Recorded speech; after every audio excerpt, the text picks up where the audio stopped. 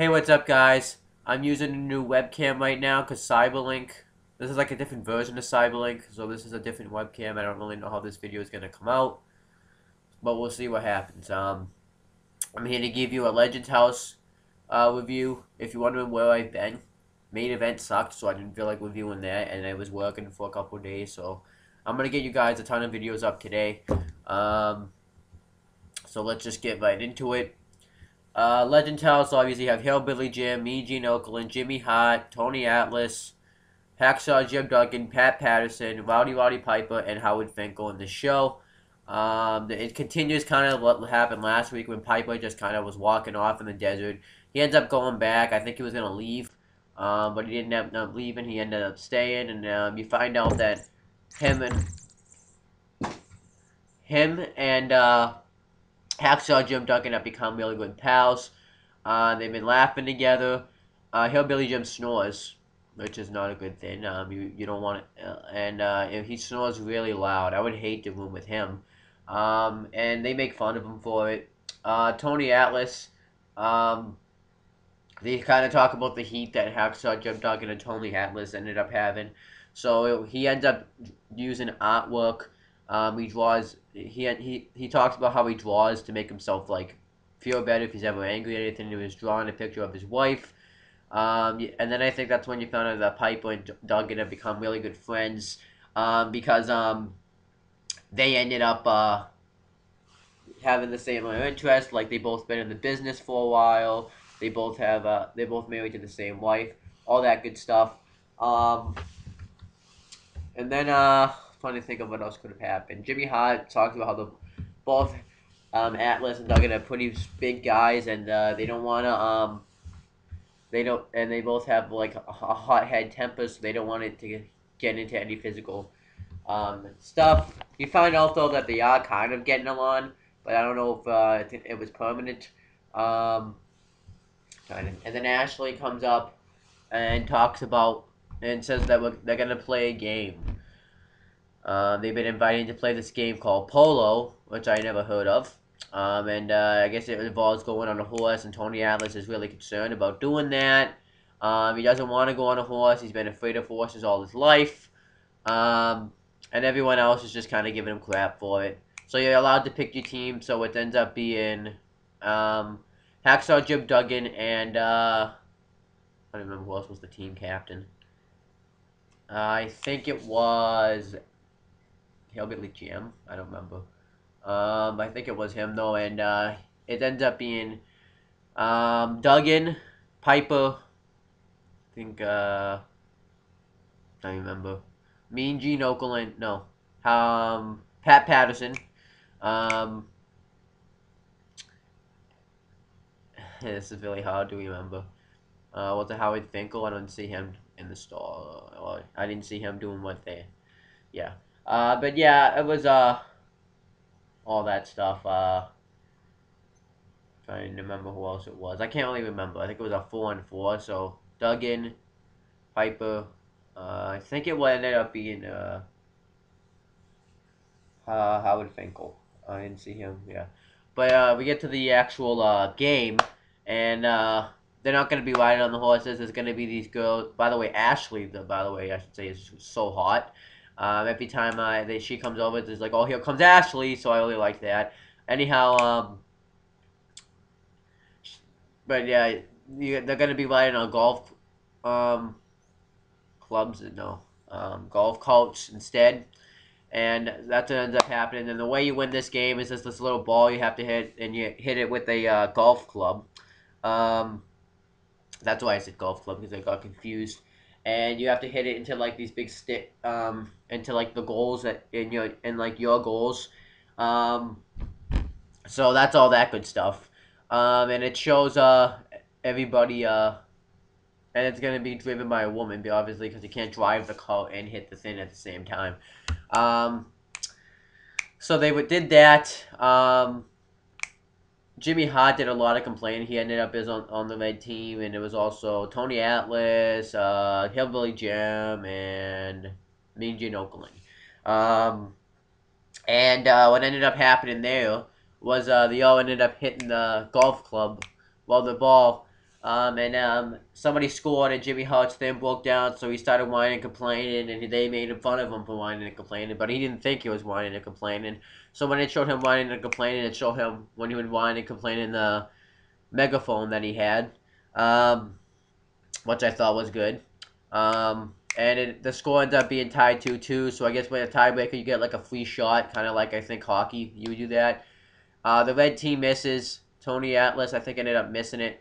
And Hacksaw Jim Duggan ended up getting it in. So the blue team wins. And if you had lost, there would have been some consequences. So first they ate dinner. They relived the glory days. And Meet Gene Okerlund, they talk about like their first matches that they ever had. At least Piper and Pat Patterson did. I think he said I forget what he said. His opponent's name was, but he talked about. I think he said it was something Von Erich or something. Um, but he said it was in 1958, which is like forever ago. Kind of feels like. Well, it is. And then Piper talks about how his was Larry Heenan, and that lasted about 10 seconds, and they all went with reality shows, obviously they'll show the camera of like just those guys talking, so they all talk about how it was nice to relive the glory days, talk about stuff that happened 50, 60, or 70 years ago, and how it was nice to see everybody, how it was nice to get to share these laughs again. So now the consequences if you lost that polo game. The consequences were Ashley brings up the red team that you have to shovel horse shit. Now, obviously, I've shoveled horse shit before. I got paid to do that. Wasn't the best, but at least I got paid, I guess. I don't do that no more because I got better things to do. Um, so that's what they ended up doing. And Tony Atlas was scared shitless. Get it? Shoveling horse scared shitless. Yeah, kind of a cheesy joke. So what ended up happening with that was he ended up kind of overcoming his fear. Hillbilly Jim, though, was used to this. I would think Tony Allen was used to this because he kind of has that country accent to him. Maybe I've heard him talk. But yeah, Tony Atlas ends up Tony Atlas. I don't know what I was gonna say. Tony Atlas ends up what the fuck? Why can't I remember anything I want to say when I fucking make these videos sometimes? He ends up overcoming his fear of the horses. He finally likes horses. I gotta let my cat out. Hold on.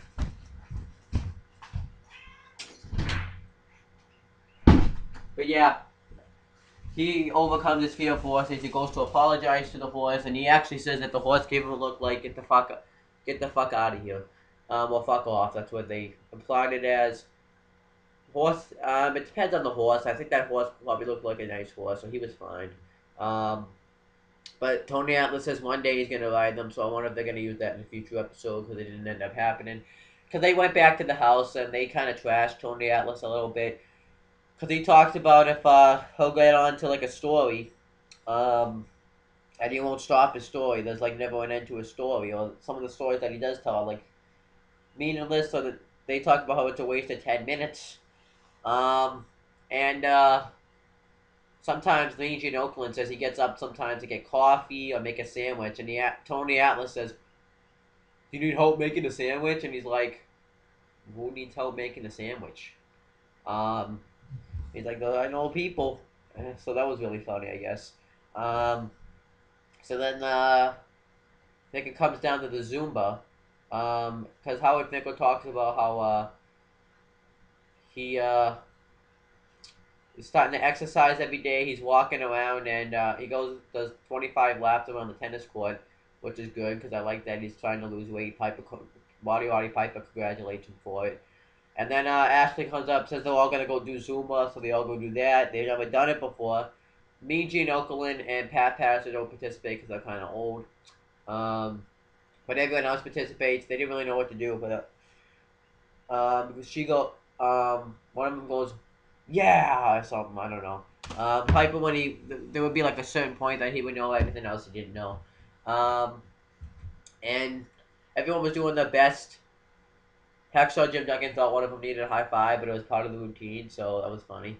And then Piper ends up going to the and the session's over, and Howard Finkel did pretty good. He didn't do the best, but he said he gave everything he had, and that's all that mattered to him.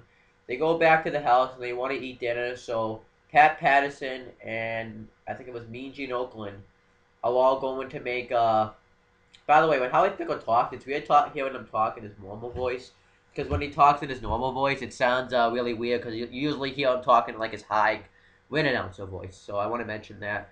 I don't know if that actually feels weird for you, for those of you that seen him talk as a regular person, but it feels weird to me. Um, what ends up happening now is that they all want to eat dinner, but Jimmy Hart was being annoying. But because I was tired, I had to go to the bathroom doing this, but I couldn't because I really wanted to see this. I had to go number one, so I hold it in, and then until TNA went to its commercial because I watched that too. And then what ends up happening with that is trying to remember. Oh, what ends up happening is they don't want to cook dinner because I guess it's gonna take so long to defrost, and so they leave. So they're all screwed. They want to all order out, but it's not really working out for them because Piper and Hacksaw Jim Duggan can't get the GPS to work. They're all gonna like get delivery, and then you see Tony Atlas, Jimmy Hart, and I think Mean Gene Okerlund. Yeah. No, Howard Finkel all getting like a barbecue together, making burgers, chicken, all that stuff. So when Piper and Hacksaw Jim Duggan come in, it's all like a big surprise. I thought they were going to surprise them, but no, they told them about it. So they made it, and it said it came off pretty well.